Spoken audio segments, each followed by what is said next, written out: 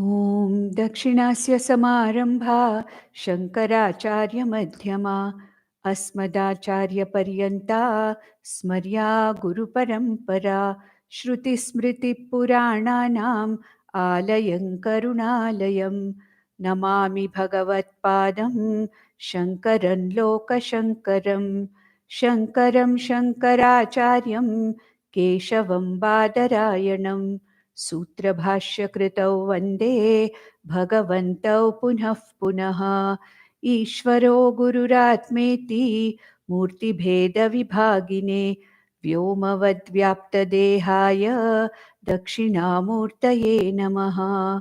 परिज्ञानाश्रम श्रीगुरुशङ्कर परिज्ञानाश्रम शङ्कर सद्गुरु केशववामन कृष्ण पाण्डुरङ्ग आनन्द परिज्ञान गुरु सद्यो जात शङ्कर सद्गुरु गुरुर्ब्रह्मा गुरुर्विष्णु गुरुर्देवो महेश्वरः गुरुः साक्षात् परब्रह्म तस्मै श्रीगुरवे नमः।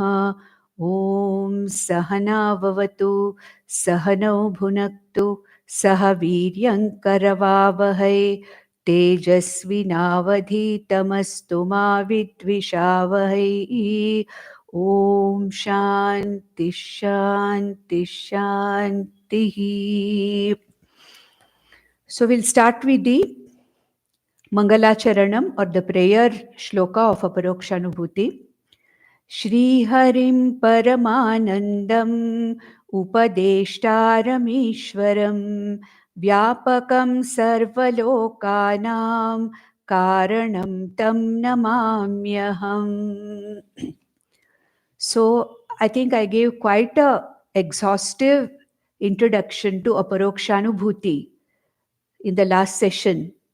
And also we discussed in great detail about the Mangala Charana Shloka or the prayer shloka, where Bhagwan Shankaracharya is paying his respects or his namaskaras to Shri Hari, that Lord Vishnu who happens to be Bhagwan Shankaracharya's Ishtadevata, who happened to be.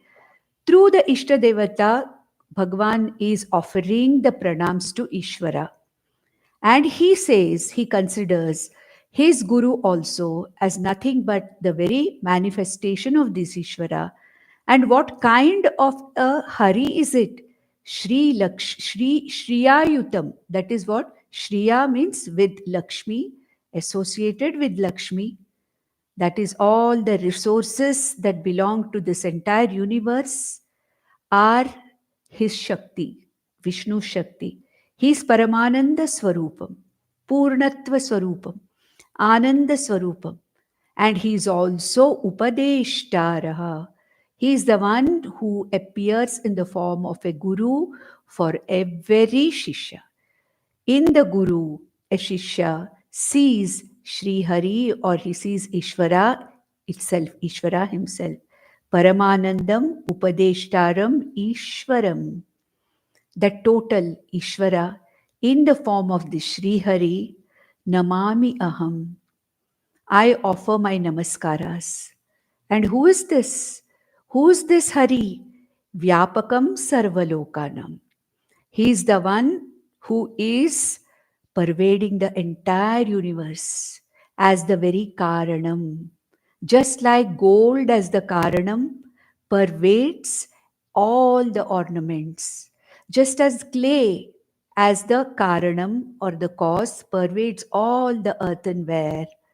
Similarly, it is said that Ishvara, as the Upadana Karanam, the material cause of this entire universe, is available as the existence or Satta Swarupam in everything that is there in this universe. So it is said that Ishvara Vyapakam Sarvalokanam. Vyapakam means Maya idam sarvam tatam, Krishna said. Maya tatam idam sarvam. Means this everything that you see here is nothing but that which is pervaded by me. I am the whoop and warp of the entire universe. And Ishvara, Vyapakam Sarvalokanam, is the very content of this entire universe. Karanam Tam Namamyaham. And this Ishvara is the very Karanam or the cause of this entire universe. And I give my namaskaras and pray for the blessings, pray for grace of Lord Ishvara in the form of the Guru also, that this work may be completed to the best of my ability, and this work may reach those people who are interested in moksha. Let it reach the mumukshus. We ended here. Then in the second verse, Bhagwan Shankaracharya talks about now to whom this work is meant, for whom this work is meant.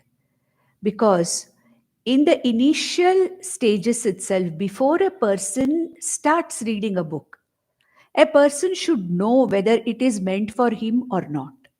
Therefore, in the introduction, every book of whatever type it may be, there the author normally gives this information as to what is the subject of this book, or what is the subject of this grantha, this writing, for whom it is meant, who are the candidates, the target audience who will benefit with this particular grantha, and what is the subject discussed in this grantha, and what is the phalam of reading this grantha or knowing this grantha, and what is the connection between that grantha and the content that is contained in this grantha.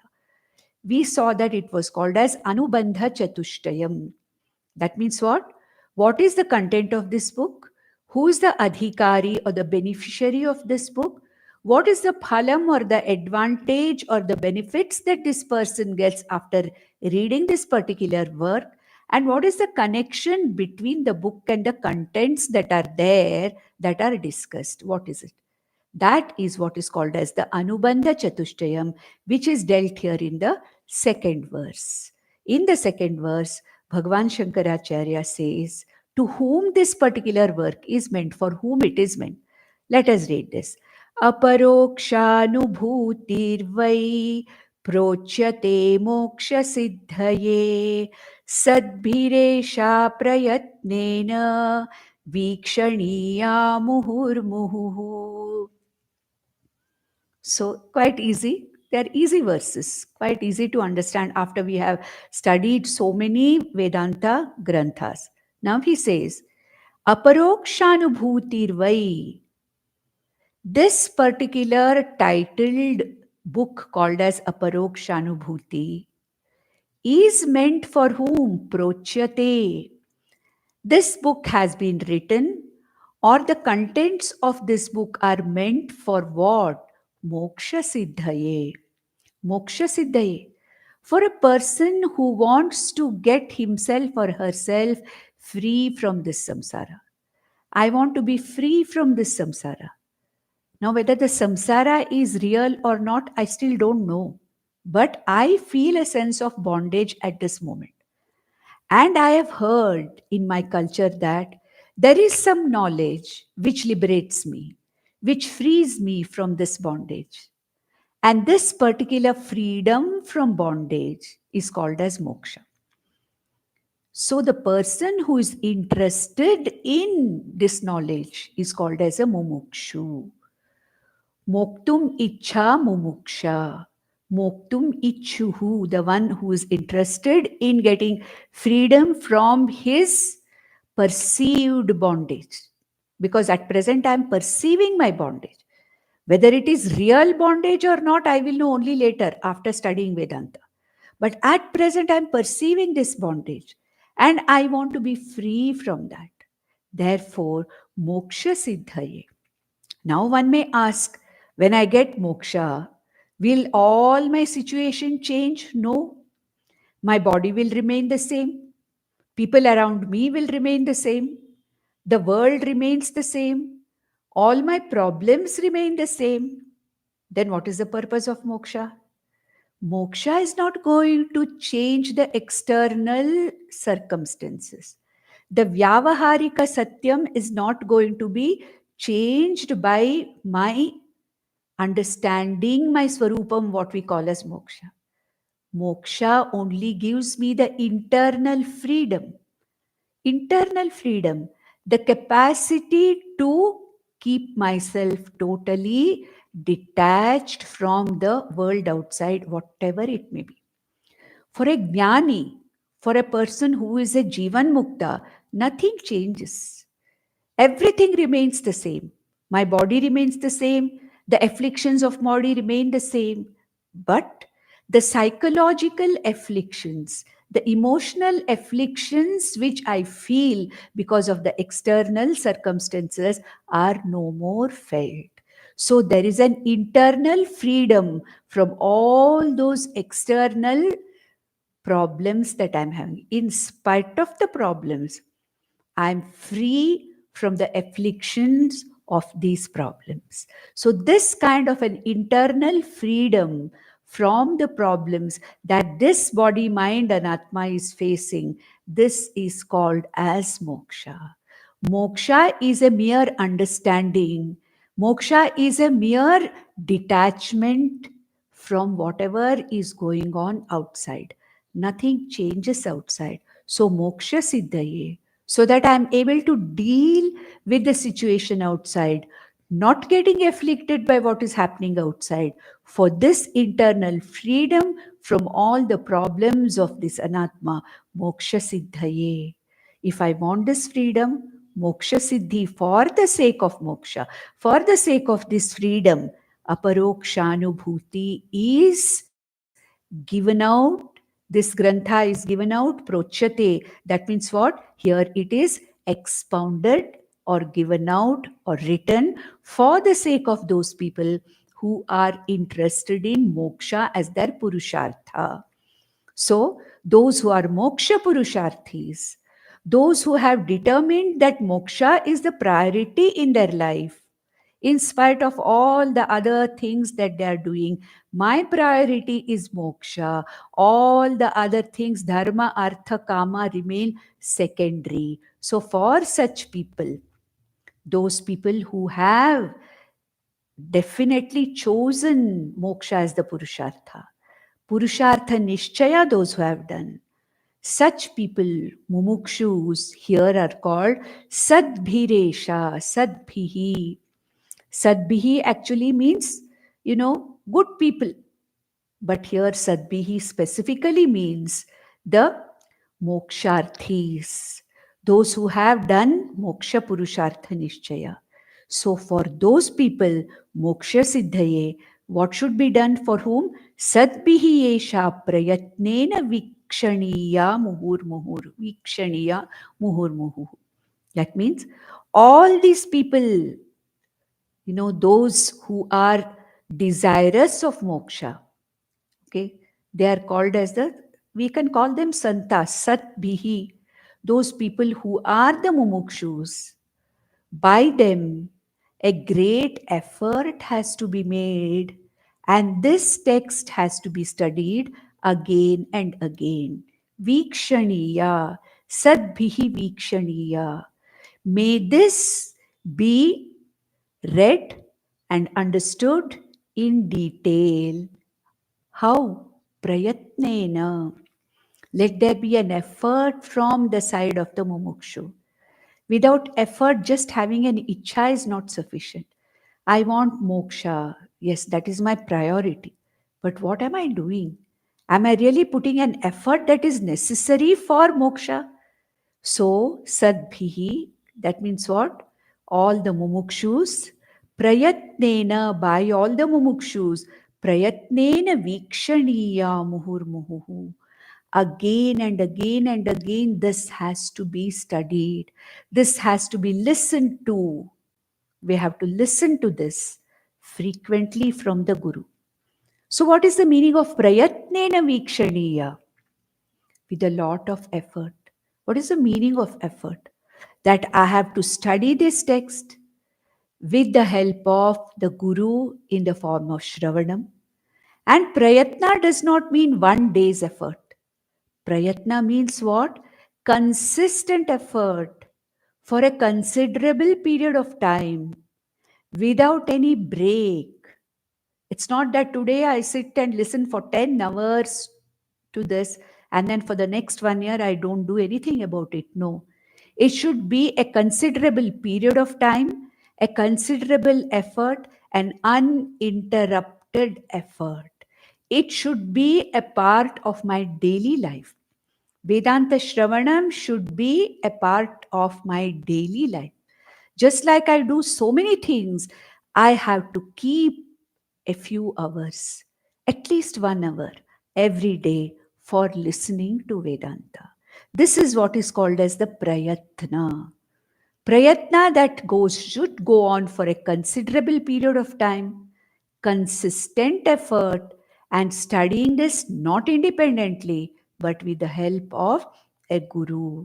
So, Guru Mukhena Grantha or Aparokshanubhuti Adhyayanam Muhurmuhuhu again and again, because this is actually an introductory work.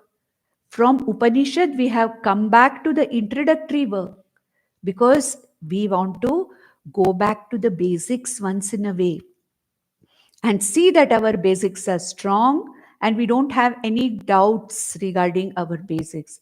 And like Tattva Bodha, Aparokshanubhuti is also one of the primers or the basic texts of Vedanta. And since I'm going to be exposed for the first time to such a thing, a mumukshu, if he's studying this grantha as the first or the second grantha, he or she has to again and again and again visit this book, revisiting this book again and again. Vikshaniya. Vikshaniya means looked into. Looked into means what? I should revisit this, study this seriously and with a serious effort. And then next, like Tattvabodha and Viveka Chudamani, Bhagwan Shankaracharya is now talking about what is the meaning of that prayatna. Mere listening to Vedanta, is it sufficient without any preparation? What is the preparation that I need? What is it that qualifies me to study Vedanta? What are the qualifications required by a mumukshu to be a successful student of Vedanta, to successfully understand what is happening? Because unless I'm prepared for something, I will not understand what is being talked about. And if I don't understand what is being talked about, then how will prayatna come from? If prayatna has to happen, and if I have to revisit this book again and again, then I should have some kind of an involvement in this particular grantha. And I should understand something what is being said. Otherwise, I'll not have the interest to continue with it. So, what is the qualification or what is the prerequisite that is desired by Vedanta for any mumukshu to enter into the study of Vedanta through Shravanam, Mananam, and Nididhyasanam? For Jnana Yogyata Prapti, what are the qualifications that are required even to study a Vedantic text? A person should have basic qualifications, and these qualifications are called as Sadhana Chatushtaya Sampatti. Sadhana Chatushtaya Sampatti means the four-fold qualifications, and we have seen that already. So, what are they? That is what is going to be introduced now. And for the rest of this small section, what is going to be talked about is what is Sadhana Chatushtaya Sampatti. We have already seen Sadhana Chatushtaya Sampatti many times. We have seen it in Tattvabodha, we have seen it in Vivek Chudamani, we have seen it even to some extent basically in the Upanishads also. But here we are going to again go into details of or definitions of or understanding what the meaning of each aspect of Sadhana Chatushtaya Sampatti is. Now, in the third verse, he says, Svavarnashrama dharmena tapasa haritoshanat sadhanam prabhavet pumsam vairagyadi chatushtayam. Vairagyadi Chatushtayam are the sadhanas, the means to develop the Jnana Yogyata. The means, for example, supposing I force a fifth standard child to sit in the 10th standard, will the child be able to understand what is going on? Will there be interest for the child in continuing the studies? Will the child be able to put sufficient prayatna? No, it's not possible because this child is not yet prepared for that particular knowledge. Similarly, to be prepared for the study of Vedanta, one has to have these four basic qualifications which make this person a sadhana chatushtaya sampanna adhikari. Adhikari means the one who is capable of entering into the study of Vedanta, and the sadhana chatushtaya. These fourfold sadhanas or means which make me a candidate, the right candidate to get into the study of Vedanta. And how does this develop? How does this sadhana chatushtaya sampatti itself develop? So he says, Swavarnashrama dharmena tapasa haritoshanat. Now we have to bring in Bhagavad Gita here. Swavarnashrama dharmena. Swadharmam, following the Swadharmam. What is Swadharmam? That way of life which is recommended for me by the scriptures for my particular Varna and for my particular ashrama. Varna means what? It's not the caste as such. Varna means grouping of the society into four Varnas depending upon their intellectual and mental capacities and attitudes so that all the four can contribute to the wholesome development of the society. Nobody is higher, nobody is lower. Everyone, all the four Varnas, are equally responsible for the creation of a wholesome society. And for each Varna, whether it is Brahmana, Kshatriya, Vaishya, or Shudra, for each Varna, there are specific karmas that have to be done. There are specific upasanas that are mentioned by the scripture. So, Swavarnashrama dharmena tapasa haritoshanat. Okay, that means what? Following the karma that is meant for my varna and my stage of life, whether I'm a brahmachari or grihastha or a vanaprasthi or a sannyasi, depending on my stage in life and depending on the varna to which I belong, I follow what are the karmas, what are the things that are to be done by me, what is the way of life that is advised by the Shruti to me. When I follow that, Shruti means all the Vedas, the Veda Purva especially. What happens? I develop the sadhana chatushtaya sampatti. So, swavarna dharmena, with the help of the swavarna varna ashrama dharmena, tapasa haritoshanat. Tapasa. Tapasa means what? By discipline. Following the disciplines and the ethics and the ways of life that have been told for my karma, for my varna, and for my ashrama. Haritoshanat. Haritoshana means what? This helps me in gaining the grace of Ishvara. With the grace of Ishvara, by following the Varnashrama Dharma, what is the meaning of this? This is Karma Yoga. And Tapasa, disciplines Upasana.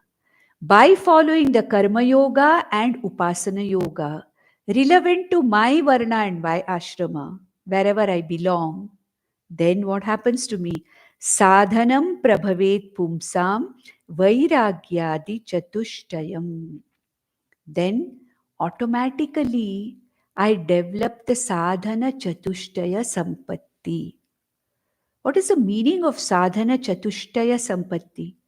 Sadhana chatushtaya involves nitya anitya vastu viveka, or we call it viveka. In English, we can say it is discrimination between that which is eternal and that which is ephemeral and temporary. That's called as Nitya Anitya Vastu Viveka. That is called as Viveka. First, discrimination. Then we have Vairagyam. Vairagyam means what? Giving whatever value the world has, not overvaluing it, not undervaluing it. Using the world of objects as given by Ishvara for the sake of merely using it, but not getting caught in those objects. Remaining away from the world of objects, people, situations. I do my work, I play my role, but I don't get drawn into the world of objects outside. This is what is called as Vairagyam. When we come to the details, I'll talk more in detail about it. Then we have Shamadhi Shatka Sampatti, a sixfold discipline that is needed for the body mind sense complex. Isn't that needed? Isn't body mind sense complex discipline needed? And then desire, that is what is called as a mumukshutvam, or the desire for freedom. So, Viveka, Vairagya, Shamadhi Shatka Sampatti, Mumukshutvam. These four are called as the Sadhana Chatushtaya Sampatti, and a mumukshu and a person who has all these four in sufficient quantity to make this person pursue Vedanta seriously. It adds these four, the sadhana chatushtaya, the fourfold disciplines, chatushtaya, or the fourfold, it is called as the sampatti or the wealth. It is a wealth. It is a spiritual wealth, viveka, vairagya, then shamadhi, shatka, disciplines, and then mukshutvam. All these four are called as the wealth because they are the ones which help me to get into the study of Vedanta and benefit from it. Unless I'm a sadhana chatushtaya sampanna adhikari, I may not benefit from it. There may not be any benefit from the study of Shastra. Therefore, it is very important to have this viveka or discrimination, vairagya or dispassion. What is that dispassion and towards what we'll see? And shamadhi shatka sampatti, disciplining the body mind sense complex, and mumukshutvam, a tivra, a very, very deep and an intense desire for freedom. And he says here, Vairagyadi Chatushtayam, because Acharya, Bhagavan Shankaracharya, out of these four, Chadana Chatushtaya Sampatti, he always gives importance to Vairagya. You might have seen in Vivek Chudamani, if you remember when we studied Sadhana Chatushtaya Sampatti, Bhagavan Shankaracharya gave the first importance. He said the most important of sadhana chatushtaya sampatti is vairagyam. Next is mumukshutvam. And when you have vairagya, automatically all the others also follow. Remember one thing, sadhana chatushtaya sampatti, these four are not one following the other, one following the other. They start happening together. It is a group of disciplines which happen together. When I develop the discrimination between the temporary and the nityam, automatically vairagyam comes towards the ephemeral temporary jagat. The more I develop vairagyam towards the jagat outside, my disciplining the body mind sense complex becomes more, it becomes deeper. The more my mumukshutvam is, all the other three become deeper. Therefore, sadhana chatushtaya sampatti here is not an independent individual sadhana. All the four occur together and one facilitates the other. Viveka facilitates Vairagya, Vairagya facilitates Viveka and Shamadhi Shatka Sampatti. Shamadhi Shatka Sampatti intensifies the Vairagyam and Mumukshutvam. So all these four are to be taken as a wholesome, one whole bunch of sadhanas, not absolutely individual. But when we are describing it, we are describing it one after another. But they are something which come as a wholesome preparation of this person, this mumukshu, for persisting in Vedanta, commitment to continue in Vedanta. Otherwise, there'll be no persistence. I'll enter into Vedanta short term, then I lose interest because I don't have the preparation for this. So now, let us see. If you remember, Varnashrama Dharma, when you said Krishna said that, Swakarmana tam abhyarcha siddhim vindati manava. Swakarmana tam Ishwaram abhyarcha, by, worshipping Ishvara with his karma and upasana, which are meant for swadharma and swakarma, whatever is necessary for that particular varna ashrama, siddhim vindati.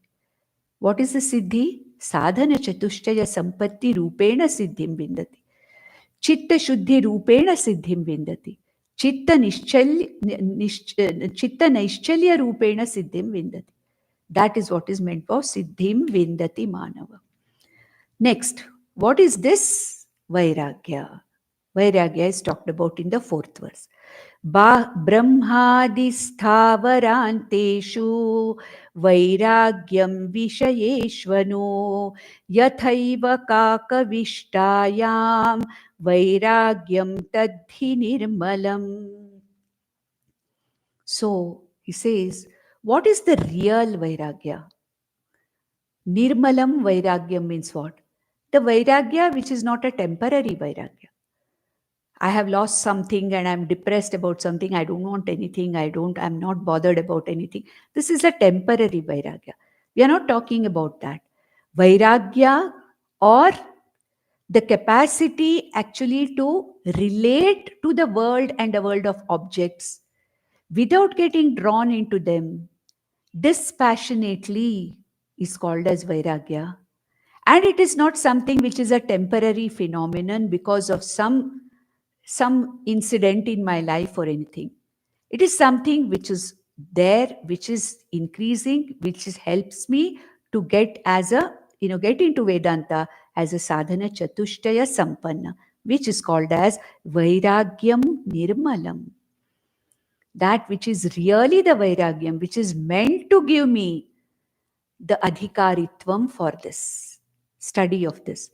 What is this? He says, Brahmadi sthavaranteshu vairagyam vishayeshu anu. Vishayas. Vishayas means what? Position, money, relationships, objects of the world, name and fame. Whatever, that I have some kind of a passion towards something or the other. I may want a high post. Brahmadi sthavaranteshu, he said. Starting from Brahmaji onwards, beginning with that highest Jiva Brahma onwards, up till sthavaranteshu, till a blade of grass, whatever are the things that are objects of my perception, I am not bound by them. I am not attached to them. What is the meaning of that? That means I give them the importance that they really deserve. Money, necessary. Money cannot give me security. Money cannot give me happiness. But money can definitely make my life easier in the Jagat. Money has a buying power. It is needed. But if I say that is everything in life, then I have given much more of a value to money than what is needed. A relationship, they are not going to be there forever, whatever it may be. Children or parents or spouses or neighbors, whatever it may be. They are not going to be there forever. Nothing is really important. I have to live with them, no doubt. I have to be in this world. I have to use the objects, no doubt. But I should not be caught by them. So, two things we have to remember in Vairagyam. I don't have, when I have a deep kind of a pull towards anything, that means I'm depending on it for my happiness or well being. No, this is not Vairagya. Yes, there are things outside, there are situations outside, they are changing constantly. There are people, yes, I need to live with them. I need to do my profession. I need to, acquire something without which I cannot live. Yes, but that does not become the most important thing in my life.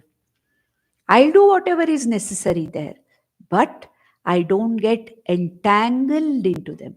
That without this, I'm incomplete. Without this son of mine, I cannot live. If my son is happy, I'm happy. If my son is gone, I'm gone.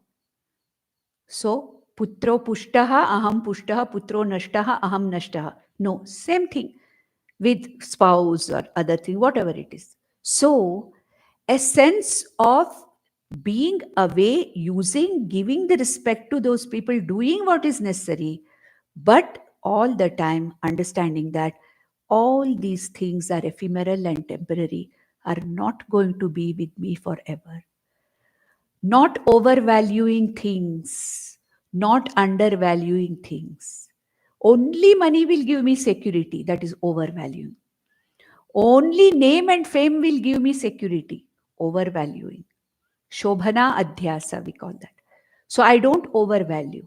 At the same time, I don't undervalue also. Money is useless. Relationships are no.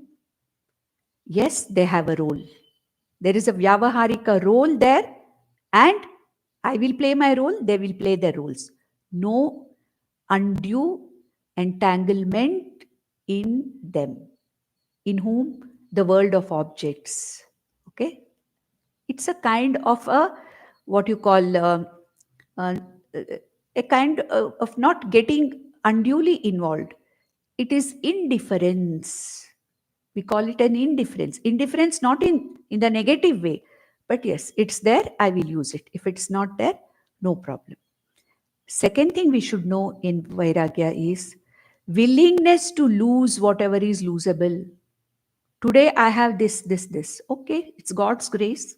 My punya, my prarabdha, I have got something. Fine. But then it may not be there all the time. The willingness to lose whatever is losable.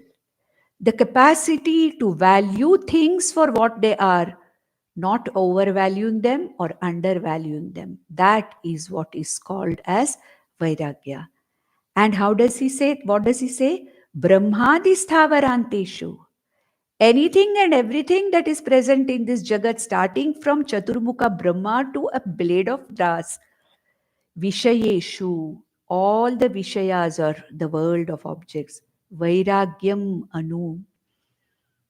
No undue entanglement or involvement with them.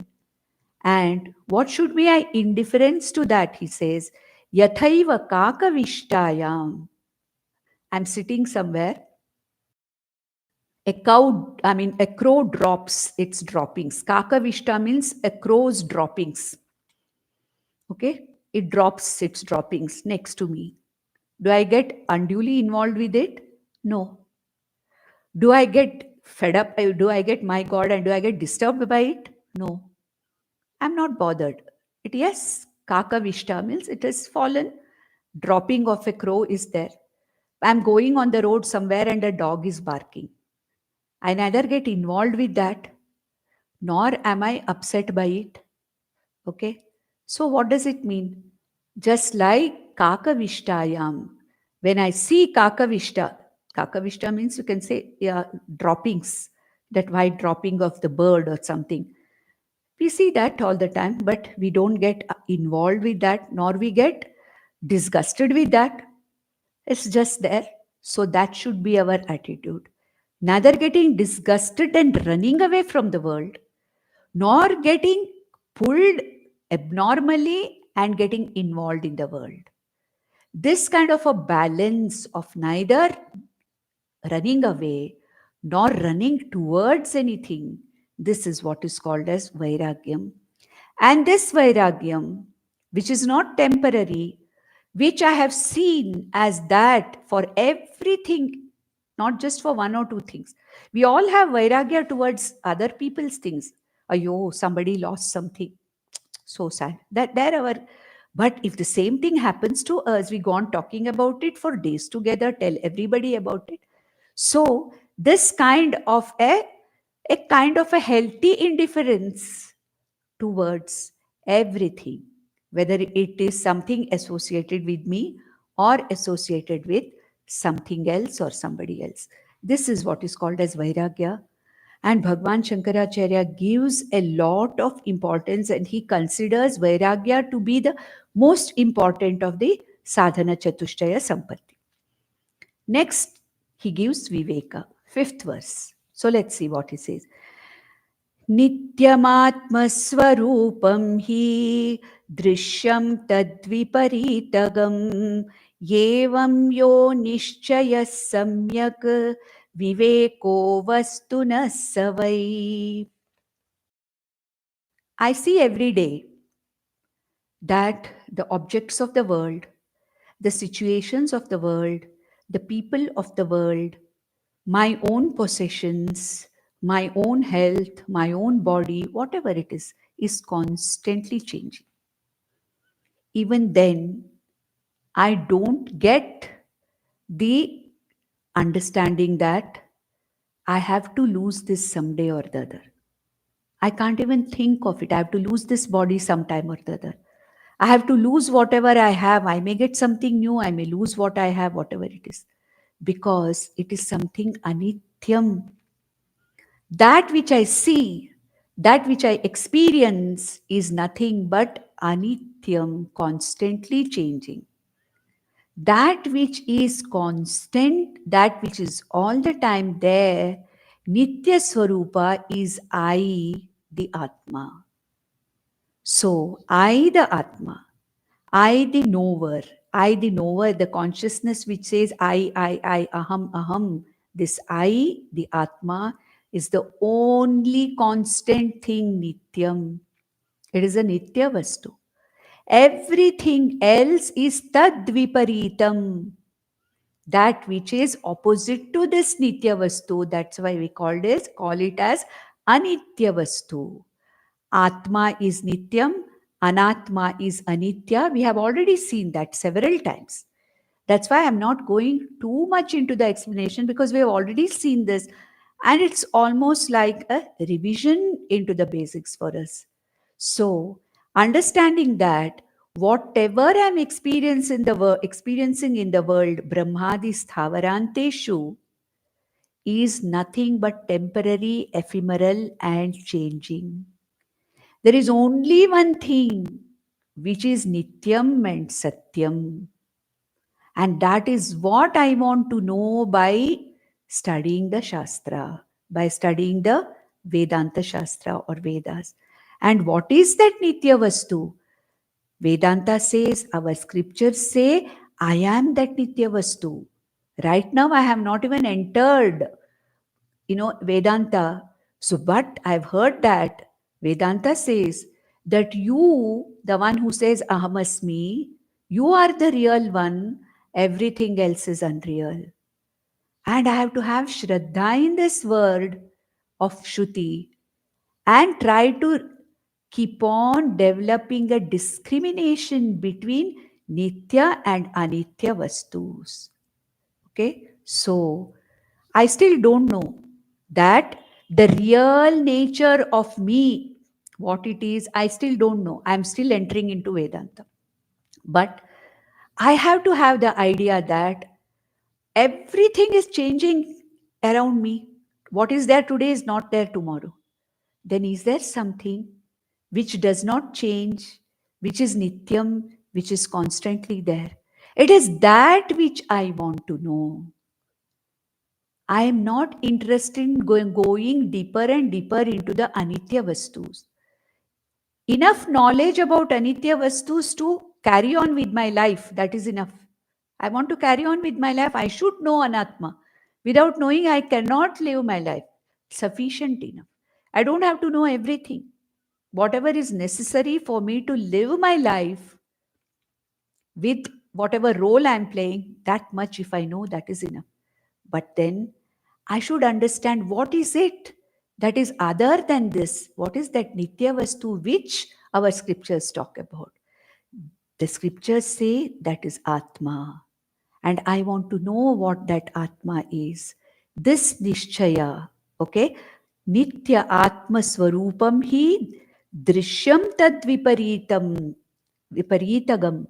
Drishyam, Drishya Prapancha, that which is seen, all the objects, situations, people, everything is constantly changing. That is Anitya. Yevam yo nishchaya samyak.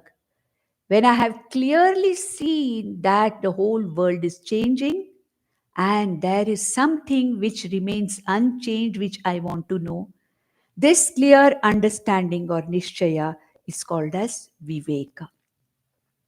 Then the third of the sadhana chatushtaya sampatti, that is disciplining the body, mind and sense organs, which is called as six-fold disciplines. We have seen that already. Shama, Dama, Uparama, Titiksha, Shraddha, Samadhana. These six. What are these six disciplines that one has to follow? We have already seen it plenty of times, especially Shama, Dama, we have seen in Bhagavad Gita any number of times. So what does he say here now? Now, Bhagavan Shankaracharya very briefly describes what is Shama and Dama.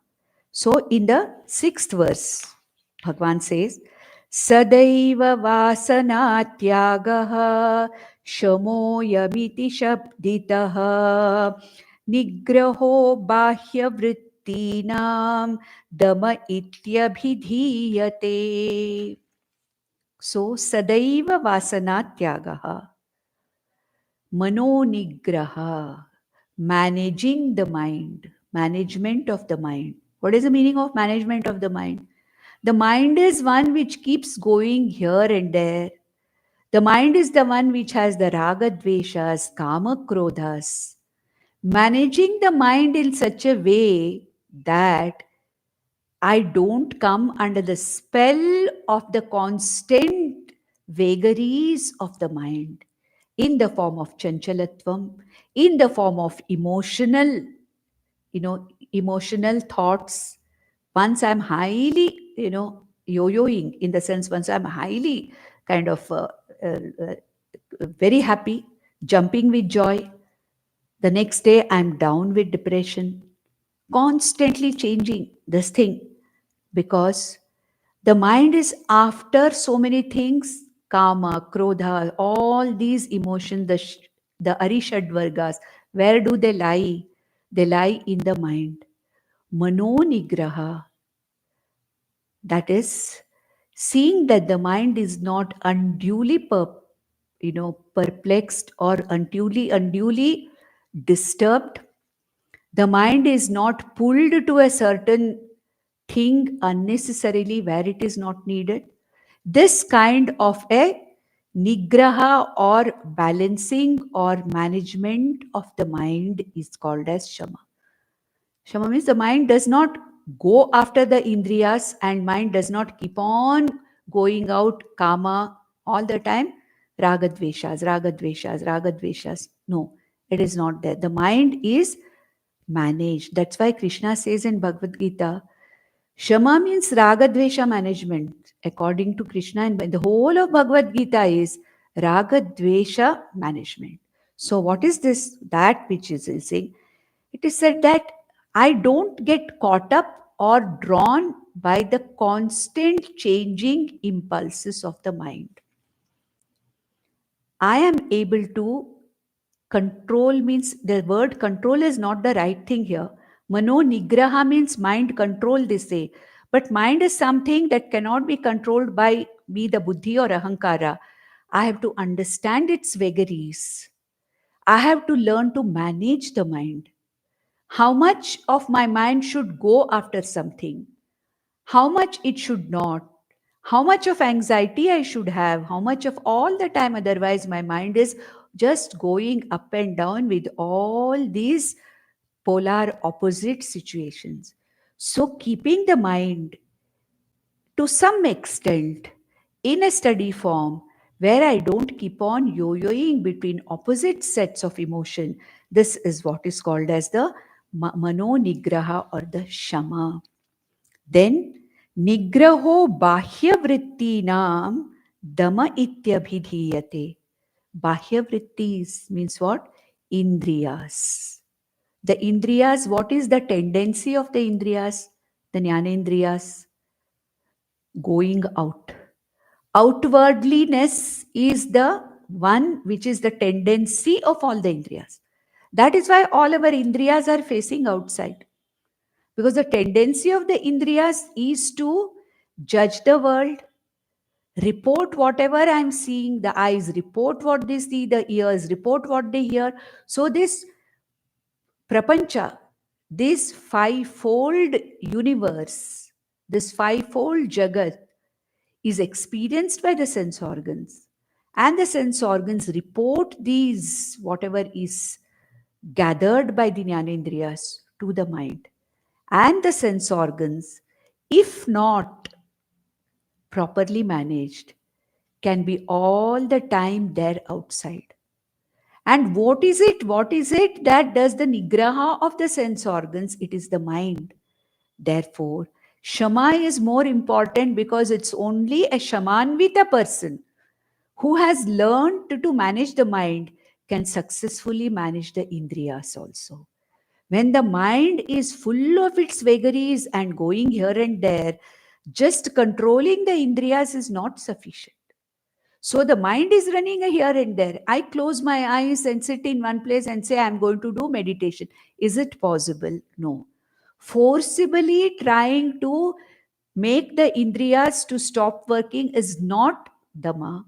But when I have the manonigraha or the management of the mind when it's silent becomes a little silent. When that mind is a little shantaha, then this mind is able to manage the indriyas also. Indriyas are mere reporters. By shutting my eyes and by shutting my ears, I cannot stop the activity of the indriyas because the mind is still active. That is why we say Shama first and then Dhamma. Shama Dhamma, we take them together. Mind and the indriyas are so closely connected that the mind being that which is subtler than the indriyas, mind being that which is the controller of the indriyas, mind is that to which the indriyas report what they experience. The mind is one which has to be in a managed form for the indriyas to be managed. Therefore, Shama and Dhamma means a well managed mind so that there's not too much of the mind jumping here and there.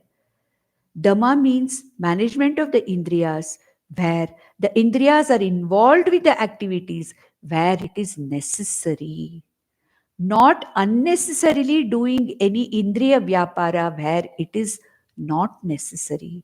This is what is called as the Shama Dhamma, the first two very important aspects of this Shamadhi Shatka Sampatti, starting from Shama. If you remember in Kathopanishad, we saw the Ratha example, no? So what was it? The horses were called as the Indriyas. They run without any control. What is it that pulls the horses back? It is the reins of the horse. That's why in that Ratha, Kalpana of Kathopanishad, the horses are compared to the Indriyas and the Pragrahas or the reins are compared to the mind. And who holds the reins? It is the Buddhi which holds the reins. It is the buddhi which directs the mind and the sense organs in turn to see that both the mind and the sense organs are managed properly. It is not possible to manage only the sense organs without managing the mind. Shama and Dama go together. Management of the mind, management of the sense organs, so that the indriyas don't run here and there, so that the mind is not chanchalam and going around here and there. Therefore, Shama Dama means mana, that is mano nigraha, and indriya nigraha. And how does it come? It comes by Viveka Vairagya. Simply, I cannot, like a marathon runner or somebody who wants to achieve something. What is the Viveka? Nothing else is important for me. Winning the marathon is important for me. So I'm going to keep everything out now till this is over. Viveka. Vairagya. I don't care for anything else. This is the only thing. I forget everything else. Vairagya towards everything except his goal. Shamadhi Shatka Sampatti. This marathon runner concentrates his mind and indriyas and trains them towards his only goal. And what is the goal? Winning that race or whatever it is. So, Viveka, Vairagya, Shamadhi Shatka Sampatti is needed in all pursuits in life, not just moksha. In every pursuit, it is necessary. A person who doesn't have this cannot really achieve anything materially, also, more so in moksha also. So, Shamadhi Shatka Sampatti, we have done 2 of them. Then, rest of the 4 will be completing this prerequisites or what is required for getting into this inquiry of the Atma. So, we'll stop with this. Om Nandantu Sadhaka Sarve Vinashyantu Vidushakaha Avastha Shambhavi Mestu Prasannostu Gurus Sada Sarve Bhavantu Sukhinaha Sarve Santu Niramayaha Sarve Bhadrani Pashyantu Ma Kaschid Dukkham Apnuyat.